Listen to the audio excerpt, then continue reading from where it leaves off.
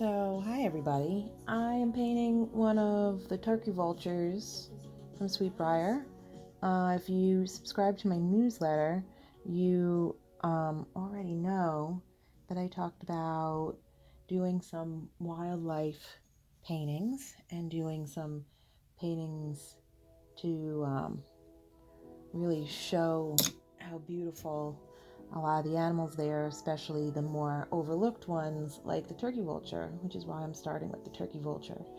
Um, Turkey vulture is super fascinating and also really important for our environment because um, if it wasn't for them, we would be knee deep in things we probably don't want around. And they do a really good job of cleaning things up for us, right? And they're really, now that I've spent more time with them and gotten to know them better, they're really interesting. I discovered they're pretty shy and introverted. Like, they kind of almost remind me of like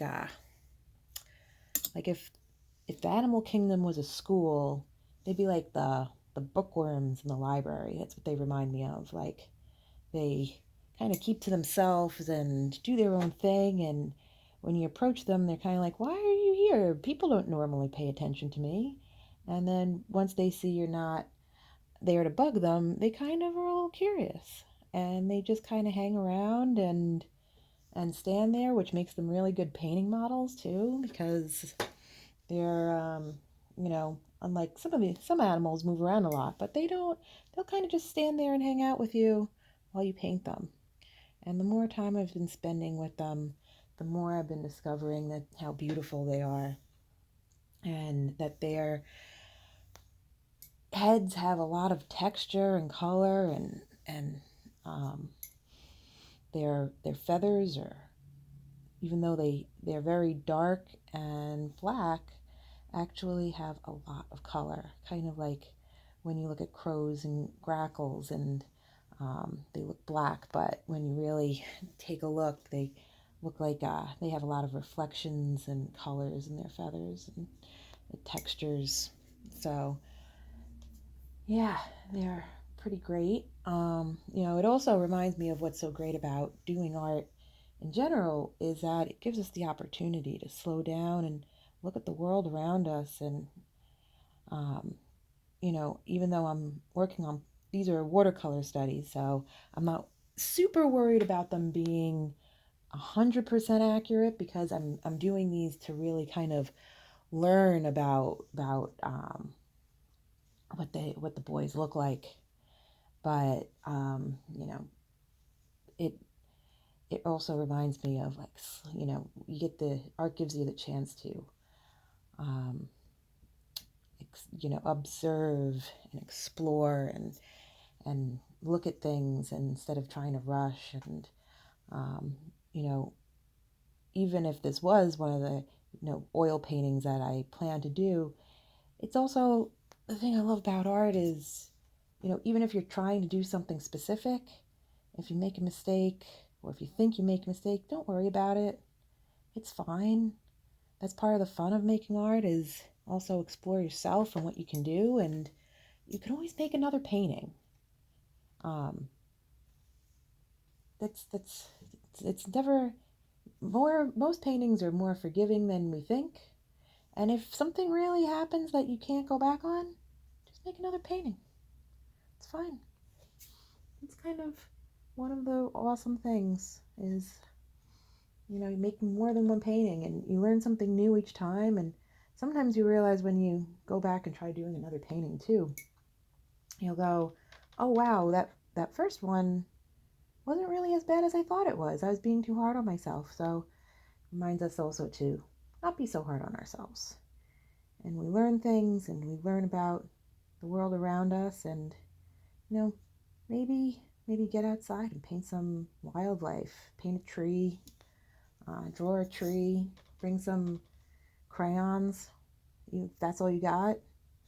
um, if you don't have anything, you could even just, well, it's not flower season yet, but pretty soon we can crush up some flowers and make some dyes by ourselves if you don't have the resources to buy paints, buy fancy paints. That's what, that's all the fun things that we can do with art. And as this video gets longer, who cares if it gets longer? The only reason I cut them shorter when I talk is because of IG. But you know what? I can save that for the check-ins. When we're painting, right? Oh yeah, you could see one of the things I really have grown to love about the turkey vultures also is these, that's my phone, these folds. They have these really cool folds in their neck.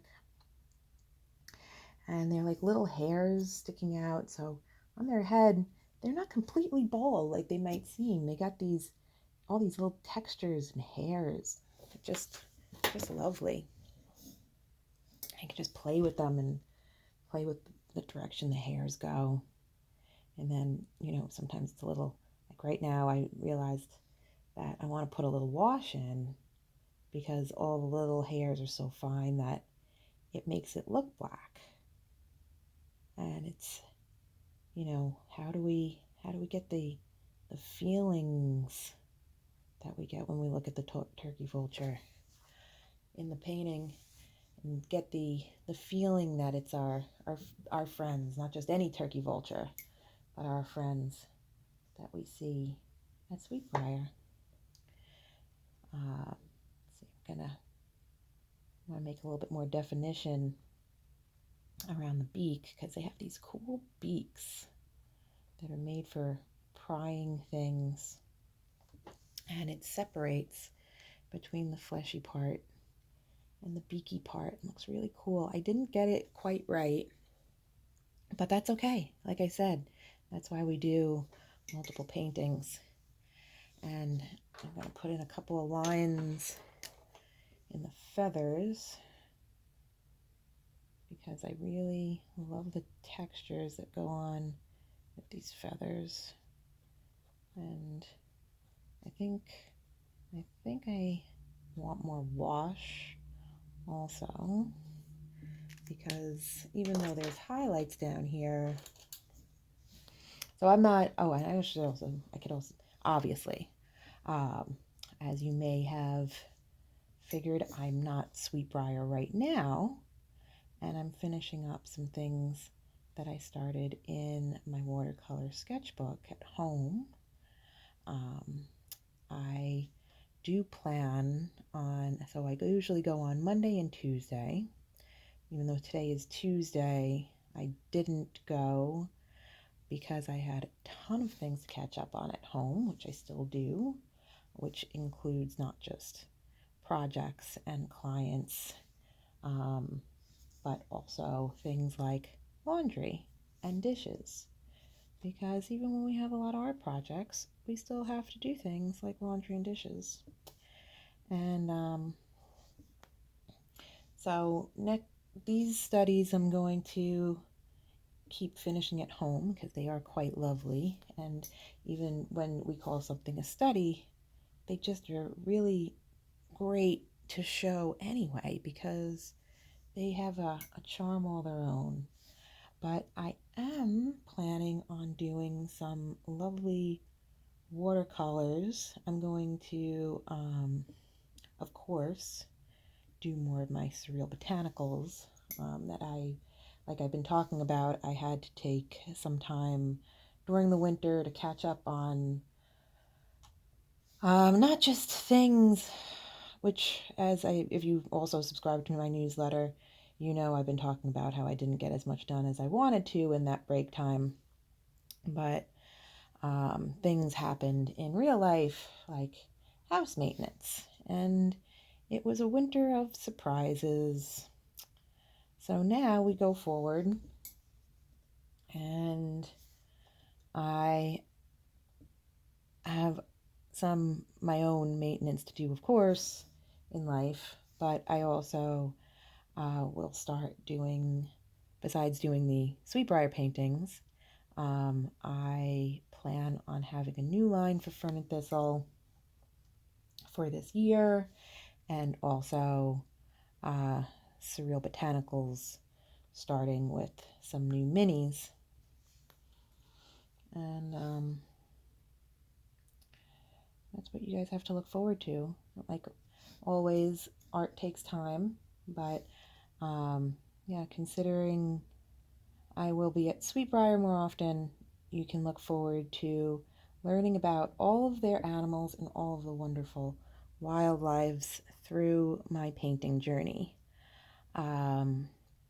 Starting with our vultures. The vultures are really interesting. I've been reading about them more and how they have their defense mechanisms are very unique, and that they vomit up to, what was it, 10 yards I was reading? So they're very acidic in their stomach, which is why they're able to eat all of the things that they're able to eat. And they're able to get rid of that for all of us. And to keep their feet healthy while they're going through such unfriendly terrains, in some places that maybe have more bacteria and things, and others they can pee on their feet, and their stomach acids kill a lot of bacteria. So they have their own natural disinfectants in their stomachs, and I think that's just marvelous how nature works. It's just nature just does amazing things. Really, really incredible. So I hope that you all share even if it's a little yucky, I hope that you can all share my appreciation for the fact that nature takes care of us, even when things are a little yucky, and creates magnificent things like vultures to help us all. All right. Just a little texture in there. I remember when I was with them, the feathers in this area seemed pretty dense, but you want a little bit of texture to break up the painting, so I'll just do that. And let's see, what else? Oops, sorry.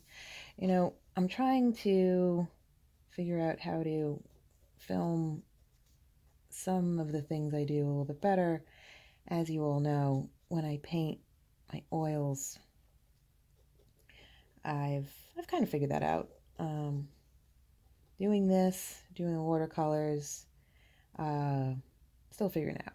And when I've thought about when I'm at Sweetbrier live painting the animals, and I don't know how I'm going to do that. So I will try to update you guys with some pictures and do things like I'm doing now, but I'm going to have to figure out a good technique for showing you some of the paintings in progress. Painting feathers. I think this study is almost done. At least as far as I want to do it. I'm going to grab another brush. I don't know if I want that brush. I want to put in a little bit of a background. I'm going to go into my bag over here. So let's see what kind of brushes I got over there. Oh, this round will be, 6 round. See, the other round that I just pulled out had a little bit of a little fringy at the end, so I didn't really want to use it. What am I going to do behind him? Let's stick with this cool blue color that's in the feathers, and I'm going to do that because I do want the head to stand out a bit, and I'm just going to make it very washy too, because I want a little texture, a little watercolor texture. Okay, that's good. But I don't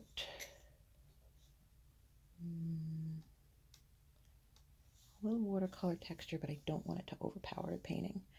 I'm actually going to not go too close to the vulture. It's going to be very, just a light little wash. Come on, maybe a little purple.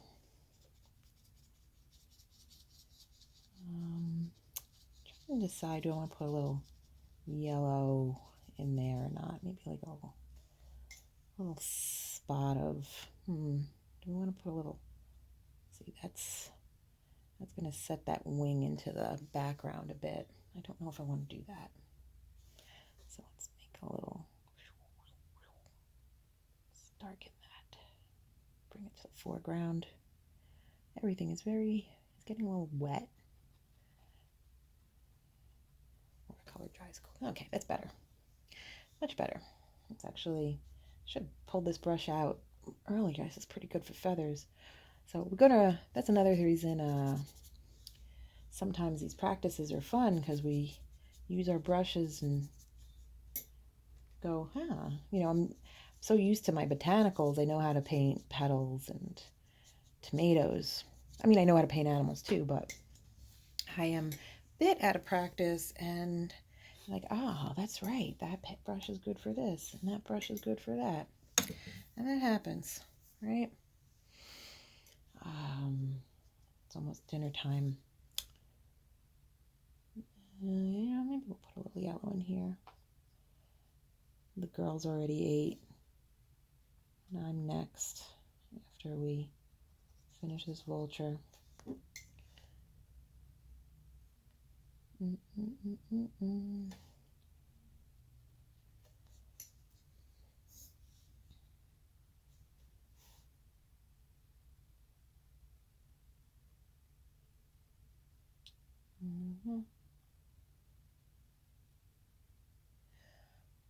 There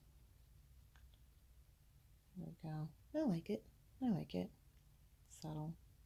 Might have to put more of a definition around that beak. I don't want to really use my black macrone, but I'm going to leave that yellow just around the beak area. Maybe I will leave it alone. I like how that pops. And if I leave the white behind the head, then the front will pop more. And I do really like that. I like the way that looks. And it brings out the feathers on the bottom, that green color. I think I am going to put a little bit, I'm not in front of them right now. I'm going to put a little yellow up here. And like a little light source, even though it's not really occurring on our friend, but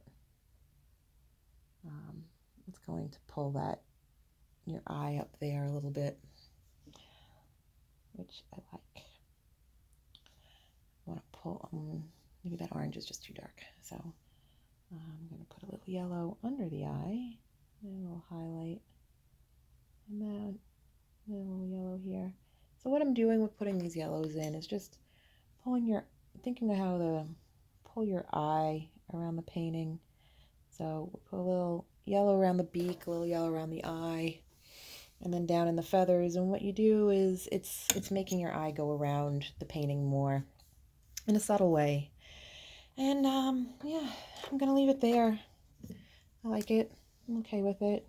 More little head feathers, I think, define the eye. And then our buddy is good to post about and hang on the wall. I'll bring it to Sweetbrier, put it in the art room, and I don't know, I don't know what to do with these, but I'm going to do, I did start a pencil drawing, which I had in my newsletter, of a bigger watercolor study of our vulture friends, and that I'm gonna finish. And then I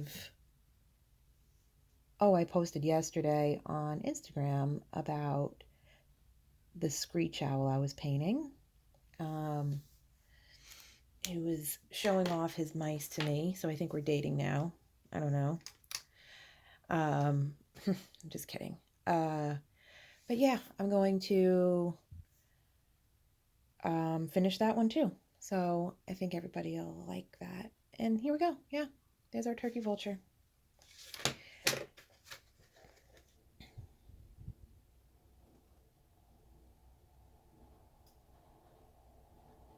All right. Thanks for watching, guys. I hope you had fun. Bye.